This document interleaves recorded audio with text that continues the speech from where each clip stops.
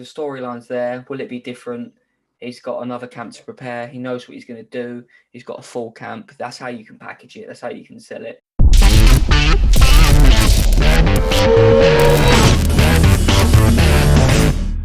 I'm going to open this up by putting it to you how Talk to me. Jorge Masvidal got a title shot in the welterweight division over Colby Covington after Colby lost Usman's hardest ever fight and closest ever fight, then came back, won a fight, and then Jorge Masvidal has not fought since he fought Kamaru Usman, where he lost 2 rounds, 50-45. Answer me that. I think it goes back to Dana treating people well that are willing to risk it for the biscuit. Because if you remember, he stepped in short notice against Usman. So for him, when he did that, it was kind of like, not Usman was saying a built-in excuse, right? It's just kind of like you lose. It's like, all right, you had short notice, so you sort of, it's not a full representation of you, and he didn't get finished. I need to step in quickly. Talk to me.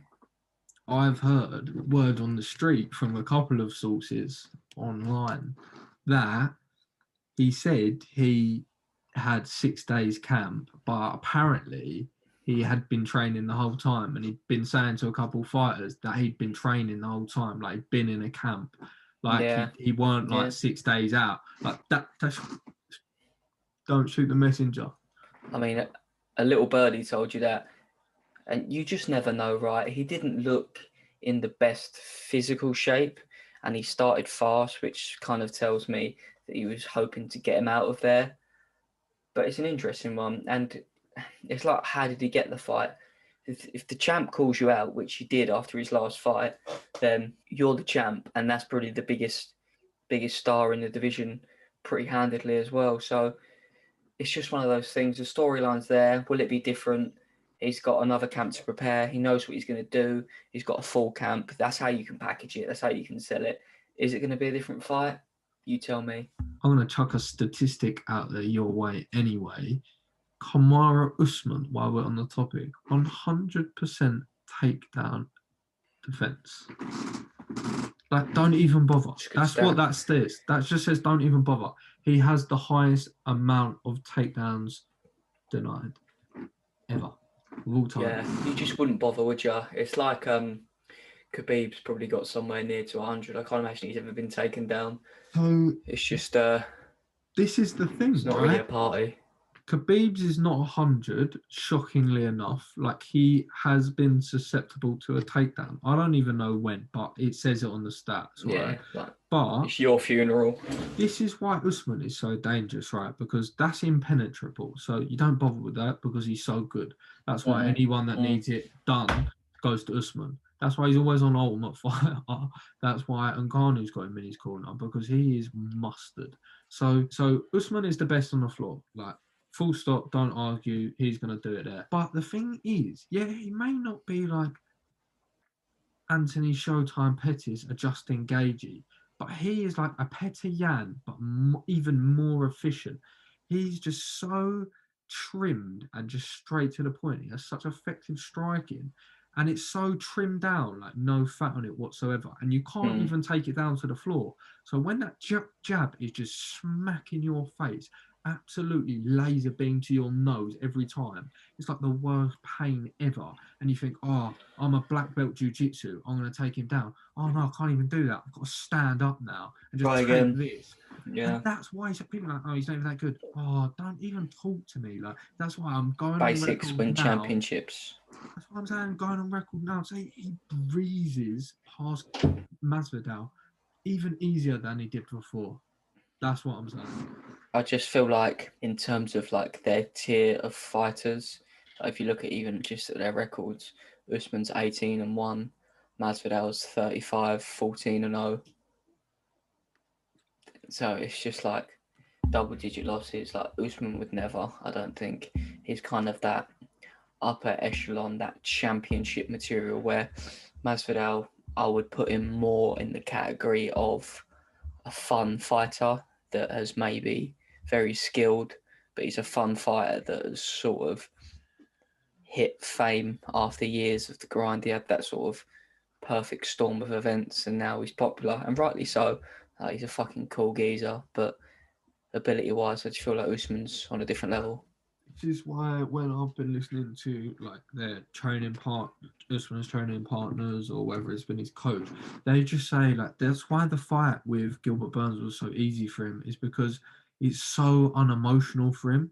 And like Dan Hardy even spoke about it before, and he was like, "Oh, it's his pitfall because he's so unemotional." And then Dan Hardy actually reviewed himself and said, "Oh, I actually realise and understand now that I just wasn't like that, so I saw it as negative. But when I reflect on it, it's actually very positive because he takes all emotion out of it. He just goes to do his job and do it to the absolute maximum of his ability, because emotion is such a big part in mixed martial arts and UFC. And you'll see some of the best people, they just don't have the right ticker, and that is just it. And even, if you look at his last 4 matchups, right?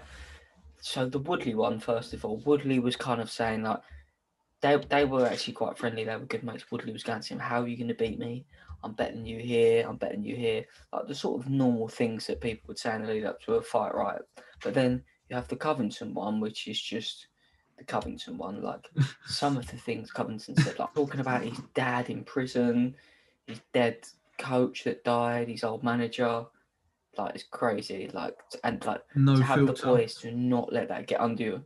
To not let that get under your skin in the fight and fight emotional is crazy. In a dogfight as well. And then that's kind of poetic, I would say. It's kind of like he is so it's such a shame, like some movie shit. Because as amazing as it is, sometimes we always have a tendency to lean towards the people that we shouldn't. Like, because realistically, Kamaru Usman should be getting all the headlines, realistically, in the UFC. All the love. He should be he should be the poster boy around the world, Kamaru Usman. But he just doesn't have that personality for it. So he's just sort of shunned, because it is such an entertainment business that if you're not, like, sad to say, the Conor McGregor's of the world, because it's such an easy example, you do have less of a thing. That's why you sometimes see people being. Sometimes I wonder if they're actually how they are, if you see what I mean. Yeah. I mean, Conor changed the sport in terms of that. Excuse me. But just going back to, like, how poised he is and how these other guys try and get under his skins and some of the storylines going into the other fights. You then had the Masvidal fight. Masvidal found himself in a position where he's one of the biggest stars in the sport, which was just a crazy sort of turn of events. A lot going into that fight, a lot of build-up, short notice as well. And then obviously you had Gilbert Burns' last fight. Story going into that, they're like very good friends. Like their kids were friends, training partners, friends, very emotional. So like, in my mind, if he can get through that Colby fight, he's obviously he's an athlete, he's a specimen. You don't need to look at him to see that, but his mental strength. I don't care who you are or what you tell me. You cannot tell me someone as emotional, as emotive as Colby Covington 24/7 can switch off entirely in a fight. You just can't to that last percent. Usman is so clinical. He just shuts it down. Like every thought is hardwired to engineered how to beat my opponent, constantly ticking over, no emotion. It's like an engineered wild robot. Mental. Facts. Yeah, he's got that champion mindset. It's beautiful. And he's fighting Masvidal.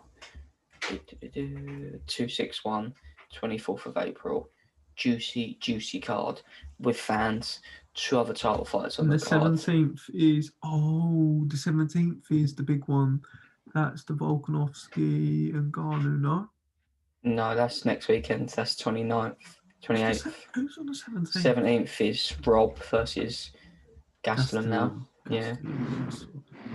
And then on the 10th is Till versus Vettori, if I'm not mistaken. So look, so many fights coming up, and we've had good fights this month. So it's beautiful. It's a beautiful time to be an MMA fan. Love this matchup. I'm sure we'll talk more about the other fights on this card and how they're going to play out. We don't know how they're going to play out, but we do know one thing. Well, found out. As Beautiful. always, thanks for tuning in. Thanks for staying with us. Drop us a comment in the comment section. What you think, thoughts, feelings. Let's get this ball rolling. Peace.